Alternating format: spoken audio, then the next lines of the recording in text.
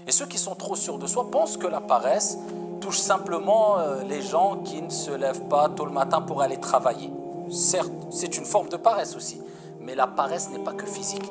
Il y a la paresse physique, la paresse intellectuelle et la paresse spirituelle. La paresse physique, on a donné l'exemple, celui qui ne veut pas se fouler, il reste à la maison dormir jusqu'à midi.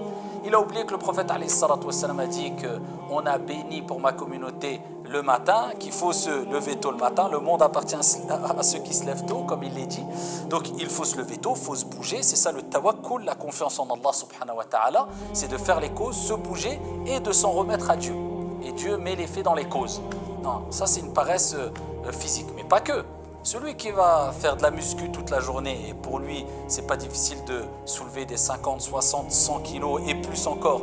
Mais par contre, le matin pour Salat al-Fajr, les quelques grammes de sa couette, il n'arrive pas à soulever, c'est de la paresse aussi. Il ne faut pas penser qu'il est très fort. Non, non, le vrai fort, c'est celui qui, soit, si on veut, il arrive à soulever de la fonte, mais il arrive à soulever sa couette al-Fajr aussi pour adorer Allah subhanahu wa ta'ala, qui lui a permis de boire, de manger, de respirer et de vivre.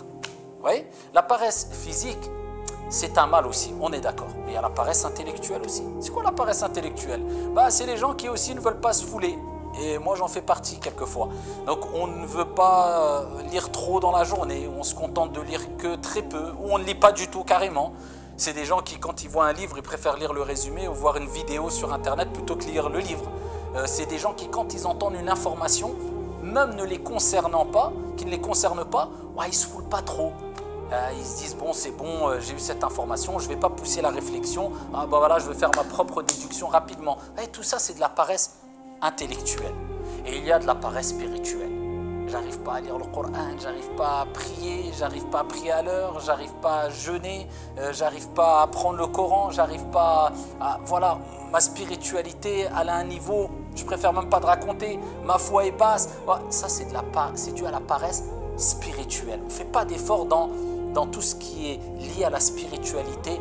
On n'a pas vraiment cet amour ardent de se rapprocher d'Allah et de le satisfaire et de se préparer pour le delà.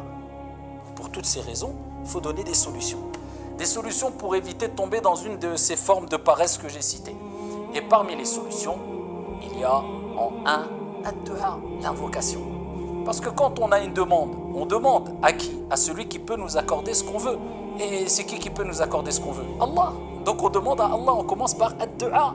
Et on ne néglige pas ad-du'a. Parce que c'est souvent ad-du'a la première des choses à faire quand on a un problème, un souci ou quand on veut évoluer. C'est ad-du'a. Celui qui n'invoque pas Allah subhanahu wa ta'ala, Allah se met en colère. Parce qu'Allah veut que tu lui demandes. L'être humain, quand tu lui demandes beaucoup de choses, il se lasse et il se détourne de toi. Contrairement à ton Seigneur tabaraka wa ta'ala, le clément, le riche par excellence. Plus tu lui demandes et plus il est satisfait de toi. Allah. Tu demandes à Allah subhanahu wa ta'ala. Ad-du'a huwa al-ibada. L'invocation, c'est l'adoration même. Et c'est ce qu'a fait le prophète alayhi salatu wa salam. Et je vais vous dire la dua, juste une partie de la dua qui disait le prophète alayhi salatu wa salam, juste cette partie-là, pour simplifier pour tout le monde, essayez de la dire, la répéter tous les jours. Allahumma inni a'udhu bika min al-ajzi wal-kasal. Oh Allah, même en français, pas de mal. Je cherche protection, refuge auprès de toi. Vous savez, c'est pas rien. Si le prophète disait ça en introduction de son invocation, c'est que ce qui suit, c'est quand même un mal, c'est une maladie. Parce que le kasal, la paresse, c'est une maladie. Oh Allah, je cherche refuge auprès de toi contre l'incapacité et la paresse. Min al-ajzi wal-kasal. Allahumma inni a'udhu bika min al-ajzi wal-kasal. Chaque jour, dis cette invocation-là.